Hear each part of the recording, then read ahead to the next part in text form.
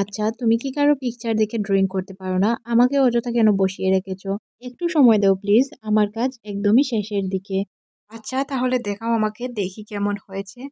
না না না না, তুমি আসবে না, দেখতে পারবে না তুমি। পরে আমি তোমাকে এক সময় দেখিয়ে দিব। এখন প্লিজ চলে যাও। তারা দুইজন এইভাবেই তাদের সময় পার করছিল। একসাথে স্কুলে যাওয়া, স্কুল থেকে একসাথে বাসায় ফেরা, একসাথে হাঁটতে হাঁটতে বন্ধুদের সাথে গল্প করা। এইভাবেই তাদের সময়গুলো খুব সুন্দর যাচ্ছিল।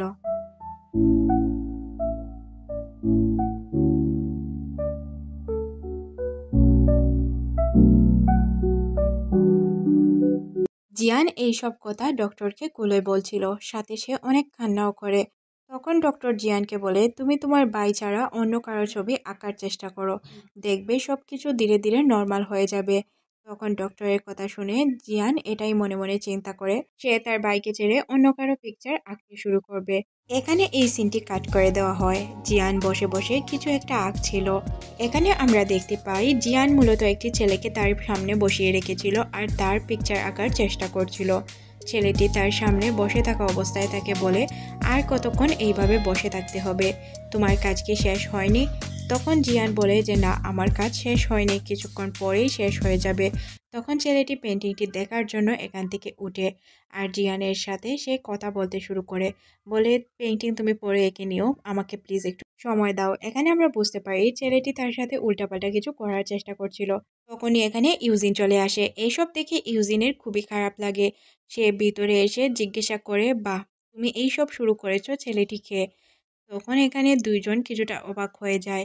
জিয়ান এখানে কি বলবে কিছুই বুঝতে পারে না।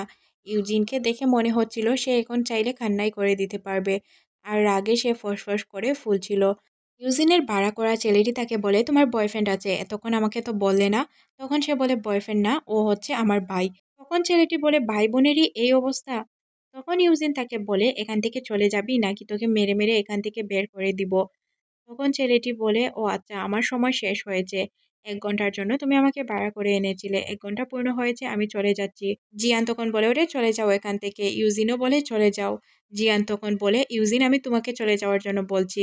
এই বিষয়টা ইউজিনের খুবই খারাপ লাগে। সে আর কি বলবে, এইভাবে তাকে অপমান করে কথা বলছে। তখন সে এখান থেকে বেরিয়ে যাওয়ার সিদ্ধান্ত নেয়। সে বাহিরে গিয়ে বসে থাকে আর চিন্তায় পড়ে যায় যে আসলে ভিতরে কি ঘটনা ঘটছে। সে ভিতরে কি ঘটনা ঘটছে এটা জানার চেষ্টা করে। এদিকে জিয়ান ছেলেটিকে বলছিল, আমি যেভাবে তোমাকে অ্যাক্টিং করার কথা বলবো ওইভাবে তুমি অ্যাক্টিংগুলো করতে পারবে। যদি তুমি এইভাবেই অ্যাক্টিংগুলো চালিয়ে যেতে পারো তাহলে আমি তোমাকে ডাবল টাকা দিব।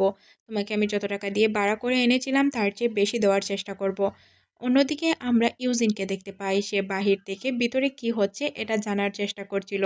আর তার রাগ এতটাই বেড়ে যায় যে সে দরজা খুলে ছেলেটিকে গিয়ে উড়াধুরা মারতে শুরু করে। জিয়ান তাকে অনেকবার আটকানোর চেষ্টা করে, বলে, স্টপ ইউজিন, এভাবে মারা ঠিক না। ইউজিন তো কোনোভাবেই থামছিল না।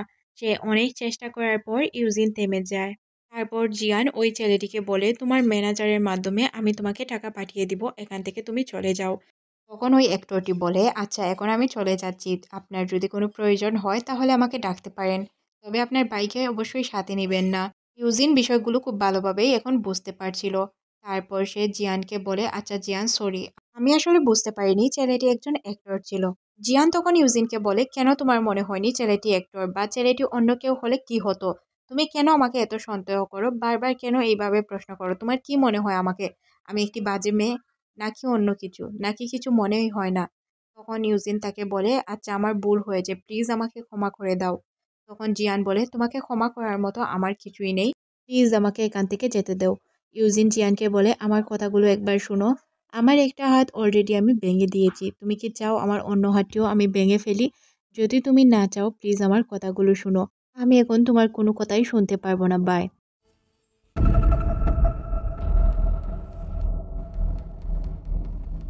ইউজিন তার রুমে বসে বসে ভাবছিল ও কিভাবে এত স্বার্থপর হতে পারে।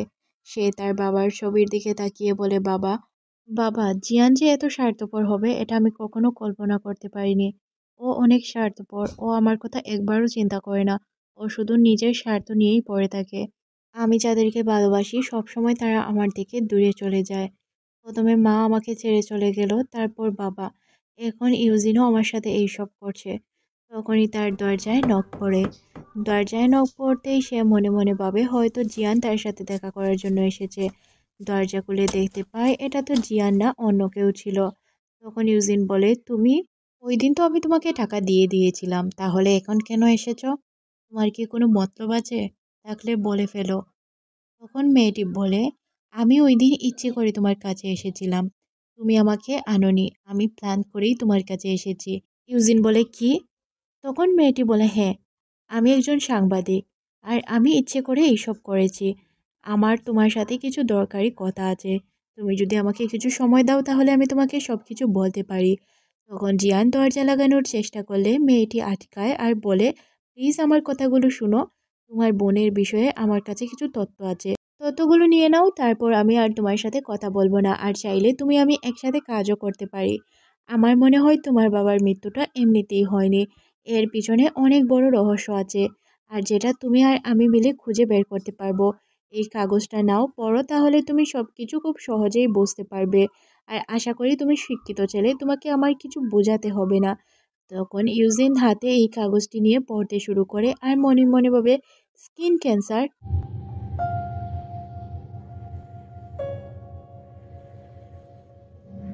কার স্কিন ক্যান্সার এটা আমাদের বলা হয় না, হয়তো পরবর্তীতে আমরা জানতে পারবো কার স্কিন ক্যান্সার হয়েছে।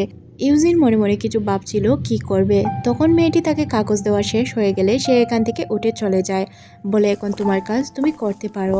ইউজিন মনে মনে ভাবে কি করবে। ইউজিন তার হাতে থাকা কিছু প্লাস্টার তার হাতে পেঁচাতে শুরু করে। হয়তো সে কিছু প্ল্যান করেছে, তবে কি প্ল্যান করেছে এটা আমরা কিছুক্ষণ পরেই জানতে পারবো। হাতের প্লাস্টারগুলো পেঁচিয়ে সে তার হাত ভাঙার অ্যাক্টিং করতে থাকে।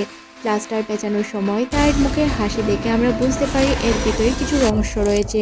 অন্যদিকে আমরা জিয়ানকে দেখতে পাই যে কিনা তার রুমে বসে বসে পত্রিকা পড়ছিল। তখনই তার দরজায় নক পড়ে। মনে মনে ভাবে যে বাসায় কে আসতে পারে এই সময়। সে দরজা খোলার জন্য উঠে চলে যায়। দরজা খুলে দেখতে পায় যে তার বাসায় অন্য কেউ না, ইউজিন এসেছে। ইউজিনকে দেখে সে তো কিছুটা অবাক হয়। তখন ইউজিন বলে, এখন বিষয়টা অনেক সিরিয়াস, আমার হাতে অনেক ব্যথা পেয়েছি, আমার দেখাশোনা করার মতো কেউ নেই, তুমি খুব ভালো করেই জানো। তুমি প্লিজ কিছুদিন আমার দেখাশোনা করবে? জিয়ান এখানে কি বলবে, তার তো বলার কিছু ছিল না। এই সিনটি এখানেই কাট করে দেওয়া হয়। পরের সিনে আমরা দেখতে পারি আবারও দরজায় কেউ নক করেছে। দরজা খুলে দেয় ইউজিন। ইউজিন দরজা খুলে দেখতে পায় তেংজি এখানে এসেছে। তেংজি তাকে দেখে অবাক হয়ে বলে, তুমি এখানে কি করছো? তোমার কি নিজের কোনো বাসা নেই? বারবারই দেখি তুমি কারো না কারো বাসায় থাকো। ইউজিন তেংজিকে খুব সুন্দর করে বলে, হ্যালো দুলাভাই। তেংজি বলে, হ্যালো শালা সাহেব। এখানে তখন জিয়ান চলে আসে আর বলে, ও আমার বাসায় কিছুদিন থাকবে, হাতে ব্যথা পেয়েছে, এই জন্য ওকে আমি আমার কাছেই রাখছি। তারপর তারা দুইজন এখান থেকে চলে যায়। দুইজন চলে যাওয়ার পর ইউজিন বাসায় একাই ছিল। বাসায় একা থাকা অবস্থায় সে মুসকে মুসকে হাসতে থাকে আর দৈনিক তার যে কাজগুলো করার ওইগুলোই করে। বাসায় তার সময় একদমই কাটছিল না। কিছুক্ষণ সে খাবার খাচ্ছিল, তারপর একটু এক্সারসাইজও করে নেয়। এই সিনটি এখানে কাট করে দেওয়া হয়। পরের সিনে আমরা জিয়ানকে দেখতে পাই যে কিনা ঘুমিয়েছিল। ড্রামাতে নায়িকারা যখন ঘুমায় তাদেরকে কত সুন্দর দেখতে লাগে, আর আমরা যখন ঘুমাই তখন দেখতে একদম বাদরের মতোই লাগে। জিয়ান যখন ঘুমাচ্ছিল তখন ইউজিন তার কাছে আসে আর তার উপর খাতা জড়িয়ে দেয়, যেহেতু সে বাহিরে ঘুমিয়েছিল। তখনই জিয়ানের ঘুম ভেঙে যায়।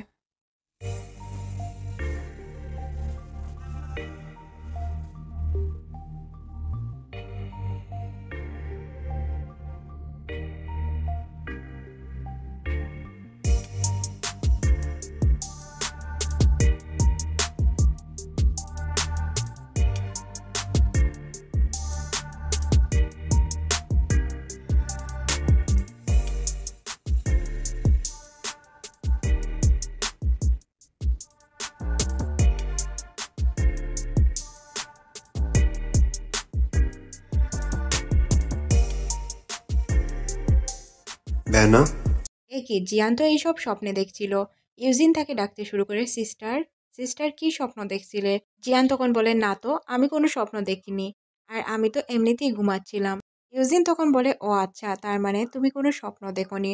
তাহলে তুমি কেন এইসব বলছিলে যে তুমি কারো বোন হতে চাও না? এখান থেকেই সিন আবারও ফ্ল্যাশব্যাকে চলে যায়, যেখানে আমরা জিয়ানকে দেখতে পাই যে কিনা ক্লাসরুমে আসে আর ইউজিনকে ঘুমিয়ে থাকা অবস্থায় দেখতে পায়।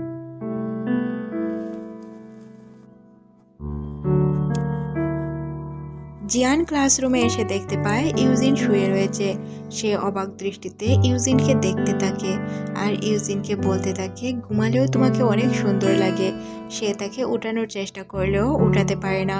তখনই জিয়ানের ফোনে SMS আসে। তার মা তাকে জিজ্ঞাসা করে, তুমি কেমন আছো? তাছাড়া তোমার ভাই কেমন আছে? তুমি ওর অনেক ভালোভাবে খেয়াল রাখবে, কারণ তোমার ও ভাই হয়। ছোট ভাইয়ের খেয়াল কিভাবে রাখতে হয় তুমি তো খুব ভালো করেই জানো। এই এসএমএসগুলো পড়ার পর জিয়ানের অনেক খারাপ লাগে, তবে তার কিছু করার ছিল না। যেহেতু ইউজিন তার ভাই, তাহলে তো তার খেয়াল রাখতেই হতো। তখন জিয়ান মনে মনে বলে, আমি তোমাকে ভাই হিসেবে মানতে চাই না। তুমি কেন আমার ভাই হতে গেলে? আমি কাউকে ভাই হিসেবে মানতে পারবো না। আসলে এইসব জিয়ান স্বপ্নে ভাবছিল। বাস্তবে ফেরার পর সে বলে, তেমন কিছু না। আমি তোমাকে ভাই হিসেবে মেনে নিয়েছি অনেক আগেই, তাহলে আমি মানতে পারবো না কেন? আচ্ছা, আমার ঘুমে ধরেছে, আমি চলে যাচ্ছি। তখন ইউজিন তাকে আটকে বলে, তুমি আমাকে কিছু হেল্প করতে পারবে? জিয়ান বলে, কেমন হেল্প? তখন সে বলে, সময় হলেই বলে দিব, তুমি ছাড়া আমাকে এই হেল্পটি কেউ করতে পারবে না। চলো প্লিজ, আমাকে একটু হেল্প করো। তখন জিয়ান বলে, অবশ্যই হেল্প করব, আচ্ছা চলো। ইউজিনের হাত ভাঙার কারণে সে এতদিন যাবৎ গোসল করতে পারছিল না। তাই সে জিয়ানকে বলে তাকে গোসল করিয়ে দেওয়ার জন্য। ইউজিন বলে, এইসব কাজ আমি করতে পারবো না। তখন জিয়ান বলে, তুমি না আমার বড় বোন, তাহলে বড় বোন হয়ে কেন তুমি আমাকে গোসল করিয়ে দিতে পারবে না? তখন জিয়ান বলে, আচ্ছা সমস্যা নেই, তুমি বসো, আমি দিচ্ছি। তারপর জিয়ান ইউজিনকে গোসলও করিয়ে দেয়।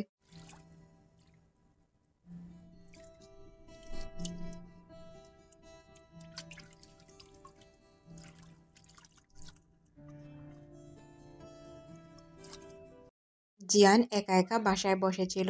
ইউজিন তার কাছে এসে তার উপর একটি শীতের কাপড় উড়িয়ে দেয়। বাহিরে এইভাবে ঠান্ডার মধ্যে বসে আছো, তোমার তো ঠান্ডা লেগে যাবে। তখন জিয়ান বলে যে, না আমার ঠান্ডা লাগবে না। তখন ইউজিন বসে বসে কিছু চিন্তা করে। তখন জিয়ান তাকে বলে, কি বিষয় নিয়ে চিন্তা করছো?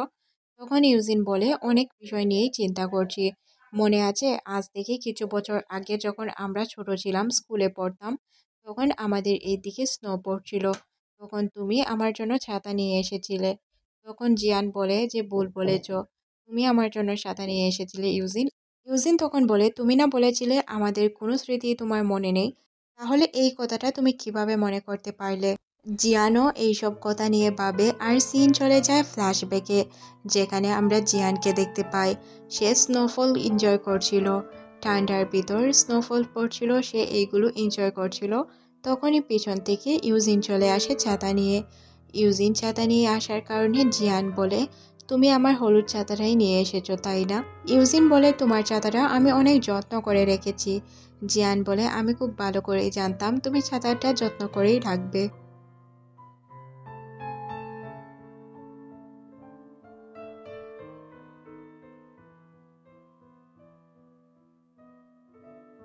ইউজিন বলে তার ক্লাসে কিছু একটা ফেলে গিয়েছিল। জিয়ান ওইটা কুড়িয়ে নিয়ে এসে ইউজিনকে দেয় আর বলে, এটা ছাড়া কাল তুমি কাজ করতে পারতে না। তখন ইউজিন তাকে বলে, ধন্যবাদ আমাকে এটা ফিরিয়ে দেওয়ার জন্য। জিয়ান বলে, আমি খুব ভালো করেই জানি কাল তুমি অনেক ভালো করবে। মন দিয়ে কাজটি করো, তাহলে অনেক ভালো হবে। ইউজিন তখন বলে, আমি আমার বেস্টটা দেওয়ার চেষ্টা করব আর জিতেই ফিরবো, দেখে নিও তুমি।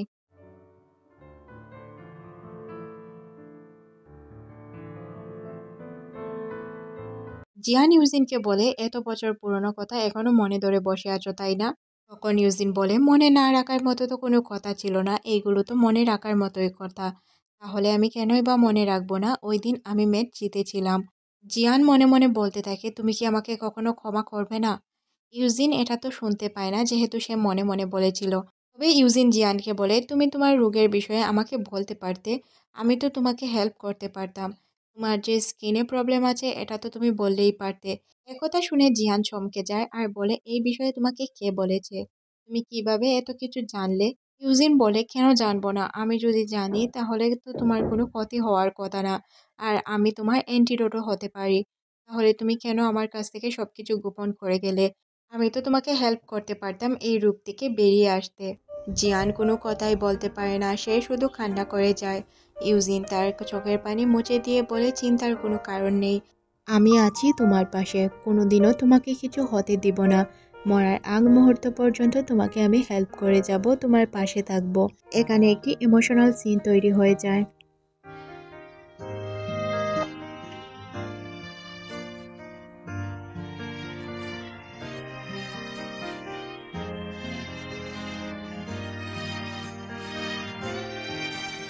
পরের সিনে তেংজি বাসায় চলে আসে। তেংজি তাদেরকে বলে, তোমরা দুই ভাই বোন একা থাকো, তাই বাসায় আমি তোমাদের খেয়াল রাখার জন্য এসেছি। যেহেতু তোমার ভাই অসুস্থ তাই আমি এখানে এসেছি। জিয়ান বসে বসে রাতের বেলায় ড্রিঙ্ক করছিল। আমরা দেখতে পাই দুইজন একের পর এক কাপড় চোপড় পরে চলে এসেছিল, তাও দুইজন খালি গায়ে ছিল। প্রথমে তো তেংজি আসে, কিছুক্ষণ পর ইউজিন চলে আসে। এদেরকে দেখে তো জিয়ানের অবস্থা খারাপ হয়ে যায়। জিয়ান কি বলবেই কিছু বুঝতে পারে না। সে মনে মনে ভাবে এদের কি মতলব, এরা কি প্ল্যান করে এখানে এসেছে। সে তাদেরকে বুঝতে দেয় না যে তাদেরকে দেখে সে ভয় পেয়েছে। এখানে আমরা দেখতে পাই দুজন একের পর এক তাদের বডি শো করছিল, তাছাড়া আর কিছু না। জিয়ান তো বসে বসে দেখছিল, কারণ তার করার মতো কিছু ছিল না। কিছুক্ষণ পর ইউজিন হুট করে চলে আসে আর বলে, তেংজি তোমার জন্য আমার একটি গিফট আছে। তখন সে তার গলায় একটি গেঞ্জি ঝুলিয়ে দেয় আর এটা পরতে বলে। এটা দেখে জিয়ান কিছুটা চমকে যায়। তেংজিও লজ্জায় পড়ে টি শার্টটি পরতে বাধ্য হয়, কারণ তার তো এখানে কিছু করার ছিল না। অন্যদিকে জিয়ান উঠে আর দুইজনের দিকেই তাকায়। দুইজনের দিকে তাকিয়ে সে মনে মনে ভাবতে শুরু করে। তাদেরকে দেখে জিয়ান মনে মনে ভাবে, হাই স্কুলে থাকতে তোমরা যেমন ছিলে আজ পর্যন্ত তেমনই আছো, একটুও পরিবর্তন হওনি। সিন চলে যায় ফ্ল্যাশব্যাকে। আমরা দেখতে পাই জিয়ান আর ইউজিন রাস্তা দিয়ে হাঁটছিল। তখন এখানে তেংজি চলে আসে। তেংজি তাদেরকে বলে, তোমরা কি গেম খেলতে যাবে না? তখন জিয়ান তাকে বলে, অবশ্যই যাব, যাব না কেন, আমরা তো স্কুলের উদ্দেশ্যেই রওনা হচ্ছিলাম। তখন তেংজি বলে, কোথায়, তোমাদের তো স্কুলের উদ্দেশ্যে রওনা হতে আমি দেখিনি। তাদের মধ্যে কিছুক্ষণ গুমসুটি ঝগড়া হতে শুরু করে। এইভাবেই মূলত তাদের বন্ধুদের দিন কাটছিল। সিন আবারও বর্তমানে চলে আসে।